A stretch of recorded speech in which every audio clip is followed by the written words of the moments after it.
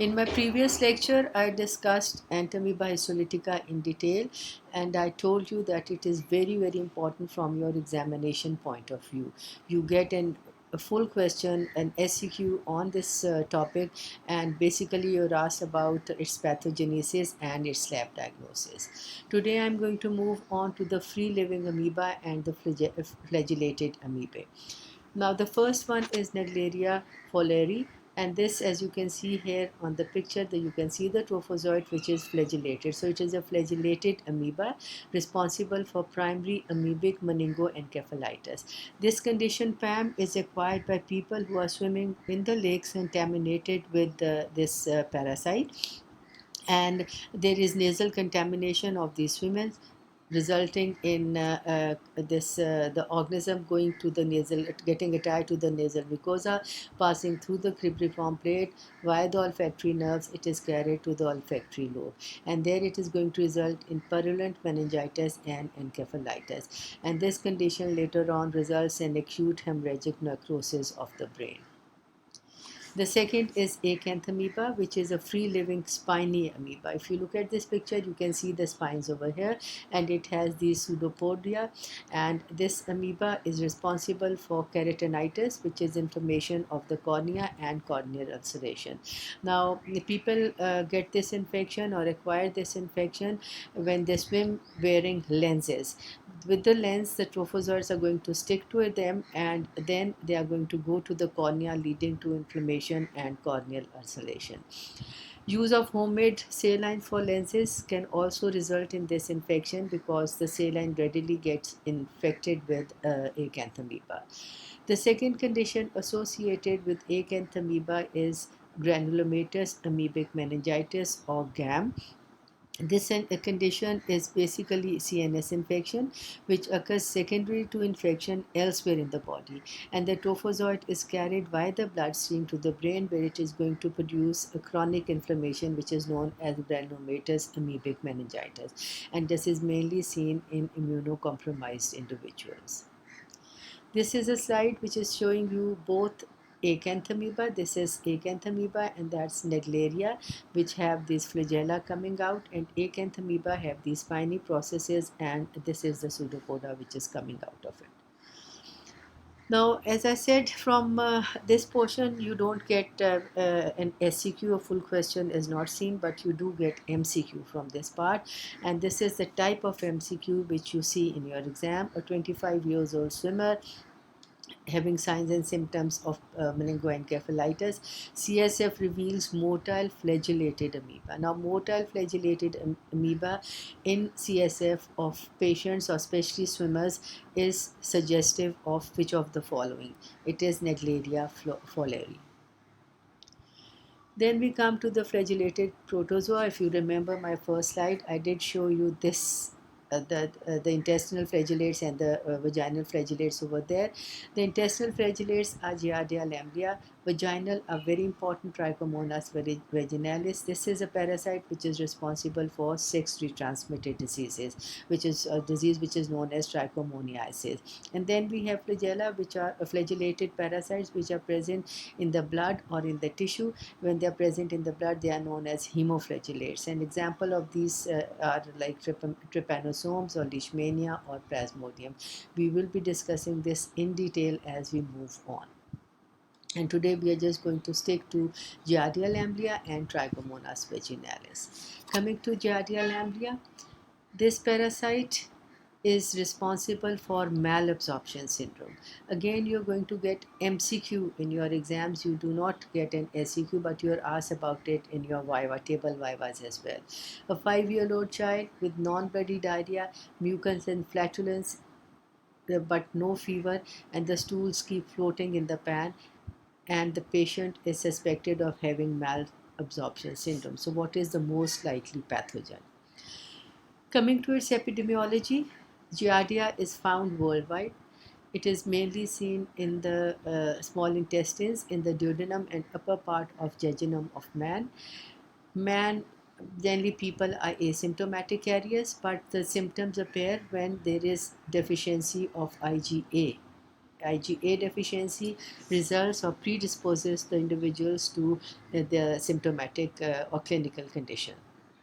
Two morphological forms are seen. They are trophozoite form and the cystic forms. Regarding the morphology of the trophozoites, if you look at this picture, it has a classical pear-shaped body, and this pear-shaped body has two nuclei, and it has this plate which is known as the concave sucking disc, by means of which it gets attached to the intestinal mucosa. Then it has 8 flagella or 4 pair of flagella coming out of its body. In the center, if you look at it, you can easily see this rod-like structure which is known as the axoneme, and this axoneme is a rib-like structure which supports this parasite. It also had these rounded bodies which are known as parabasal bodies. They are small granular masses, the function of which is unknown. Now, because of this flagella, it has a typical motility about which you are asked as part of your MCQ, and that motility is known as like a leaf falling from a tree. If you look at this diagram, this picture or slide, a, a leaf falling from a tree which has a rapid tumbling and spinning motility, and this is the typical motility which is seen in the trophozoites of Giardia. Now this picture is showing you colored Giardia. They are stained pictures. Here you can see the Giemsa stain, but in both the pictures you can easily identify the two nuclei. You can easily identify the disc, sucking disc, and the flagella which are associated with this pathogen. So there are 8 flagella, 2 nuclei, and a ventral sucking disc by means of which it is going to get attached to the small intestines. The cyst is oval in shape, and if you look at the nuclei, it has 4 nuclei. The important thing is this axoneme, which is going to divide this cyst into 2 parts. And if you remember the cyst of Entamoeba histolytica, you need to differentiate. In this tool, you have to differentiate between the cyst of Entamoeba histolytica and that of Giardia. Now, Entamoeba histolytical cysts are spherical, rounded in shape. They are oval in shape. Both have 4 nuclei, but the nucleus of Entamoeba histolytica has the fine chromatins on the nuclear membrane, which you don't see here.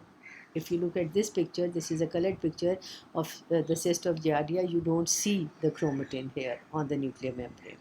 Secondly, there is no axoneme present in the cyst of Entamoeba histolytica, which is characteristic of the cyst of Giardia. So you can easily differentiate between the two cysts, that of Entamoeba histolytica and Giardia, although both have 4 nuclei. Regarding its modes of transmission, it is similar to that of Entamoeba histolytica, which means that it is through contaminated food and water, and the infective part are the cysts, the tetranucleated cysts are the ones which are going to transmit the disease to humans. Fecal oral route is one route, and oral anal route in homosexual is the second route, as we talked about when we were doing Entamoeba histolytica. It is common in children staying in daycare centers and the patients in mental hospitals. Now, coming to its life cycle, man is the only host, and the life cycle begins with the ingestion of food and water contaminated with these typical tetranucleated cysts. The nucleated cysts are going to go into the stomach, from where they are carried to the duodenum. In the duodenum, excistation occurs, which means that the cyst wall breaks down by the action of trypsin, and the trophozoites come out. And these trophozoites, by means of their ventral sucking disc, they get attached to the mucosal surface of the small intestines and starts producing their clinical effect, which is that they are going to cause inflammation of this area, and it is going to prevent absorption of certain nutrients. But when the conditions become unfavorable for these trophozoites leave the site or the wall of the small intestines and go into the lumen of the intestine. In the lumen, encystation occur. Encystation means that the cyst wall is formed around the trophozoites, and they are converted into the cystic form. And these cystic forms are carried along the lumen in the feces into the colon, and then they are passed out in the feces. And this fecal matter containing the cyst again can contaminate food or water, and the life cycle could be repeated again. Regarding its pathogenesis, the infected form of this parasite is the cyst. So, when the cyst is ingested, there is excitation in the duodenum, and as I just told you, that from each cyst, the trophozoite comes out. Two trophozoites come out from each cyst, and these are going to get attached to the gut by means of the disc, ventral disc. The important thing is that they do not invade the mucosa, or they do not enter the blood. They cause localized inflammation of the small intestine. So there is going to be inflammation of the duodenal mucosa, and this results in malabsorption of protein and fats. The proteins and fats cannot be absorbed, as a result of which there is going to be excessive fat in the stool, resulting in greasy stool, a condition which is known as steroria. Steroria is a condition in which there is fat in the stools. The clinical manifestations are important because the scenario, the stem which you get in the scenario is based on the clinical findings. So there is watery, non-bloody, foul-smelling diarrhea. There is no fever, which is important, and the patient has greasy, loose stools. And as I've just told you, this is because of inflammation of the duodenum, and there is malabsorption of fat and proteins. Coming to the lab diagnosis, in this tool you are going to look for trophozoites and the cystic forms. The trophozoites have a typical picture. They are pear-shaped with two nuclei and this ventral disc, and then you can see the 8 pair of flagella which are coming out, so you cannot miss it. It has a typical tumbling movement which helps in its identification. The cystic form, I've already told you, they are oval in shape. They do have 4 nuclei, but they have this exoneme which helps in differentiating it from the cyst of Entamoeba histolytica. In case there are all the signs and symptoms of malabsorption and you suspect giardia, but you are not able to find giardia in the stool, in such a case you do another test which is known as string test or Intero test. In this Intero test, a gelatin capsule is attached to a string which is swallowed till it reaches the duodenum, and it is kept there in the duodenum for 4 to 6 hours before it is pulled out. And once it is taken out, the gelatin capsule is examined for the presence of these trophozoites. Under the microscope, you're going to look for the trophozoites and give the final diagnosis.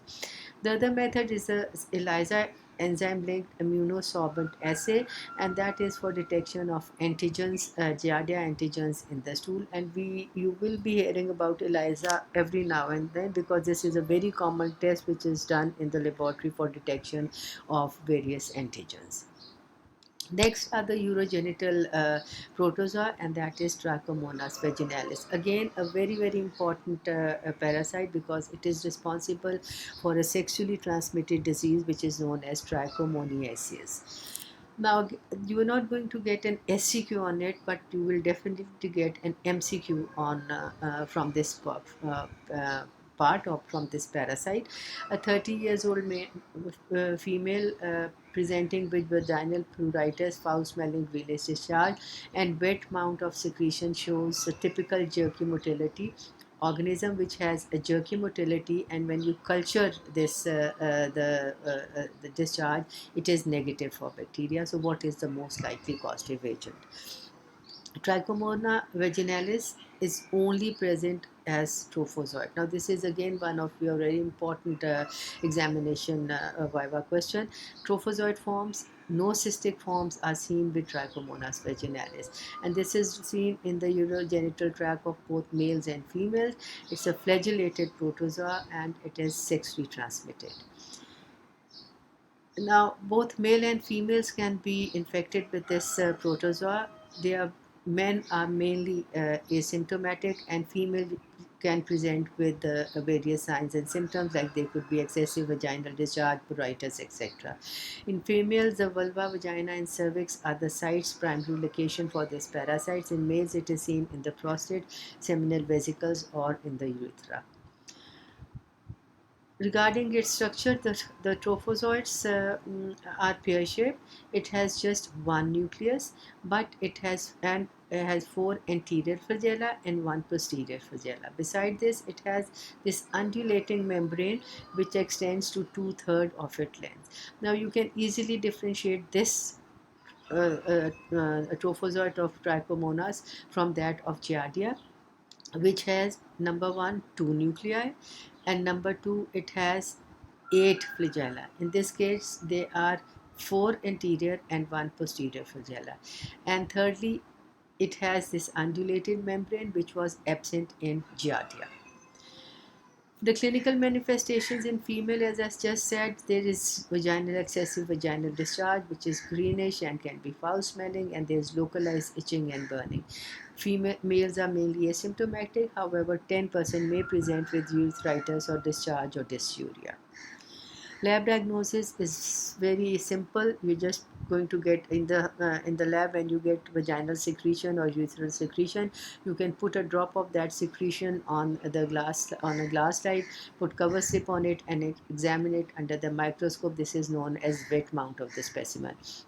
You're going to see this typical pear-shaped trophozoite showing you jerky movement, and several pus will be seen, as you can see on this slide. And here you can see the vaginal squamous, because this is a specimen, or the secretion has been taken up from the vagina, so the vaginal epithelial cells or the squamous would also be seen. But no serological tests are done for this, because these are all localized pathogens. They are going to remain localized in that area, in the vagina, and not going to enter the bloodstream. So with this, I've done all the flagellated and the free living protozoa. And as I said initially, you're going to mainly get MCQs from this part. SCQs are not seen in your exam, but you need to know the morphological features of both Giardia and Trichomonas. You should know that Trichomonas vaginalis is only present in the trophozoite form, and no cystic forms are seen. And with Naegleria, you should be familiar with the disease which it causes, and that is primary meningoencephalitis. Whereas with the acanthamoeba, there is granulomatous amoebic meningitis, or it can lead to keratinitis or corneal ulceration. You have to attempt the MCQs, post it on the wall within 24 hours if you want yourself to be marked present. Mostly the MCQs are on the morphological structures. Pair of flagella present on the trophozoite of Giardia lamblia are how many. Diagnosis can be made on the basis of which of these following. Find the correct answer. As I told you in my previous lecture, go by the exclusion criteria. Read each, even if you find the first answer to be correct, read all the other options and then give the correct option. Professional sex worker presenting with vaginal itching, smelling, vaginal discharge, wet mount shows an organism with typical jerky motility. Foul smelling diarrhea, flatulence, stool specimen shows pear-shaped trophozoite which are flagellated. And then 25 years old female, again with vaginal discharge, greenish foul smelling thin discharge, and it gives a motile organism with single nucleus and 5 flagella. So that's the structure of the trophozoite, morphology of trophozoite, which you need to know. So with this, I'm going to end over here, and in my next lecture, inshallah, I'm going to start with the nematodes. Thank you very much.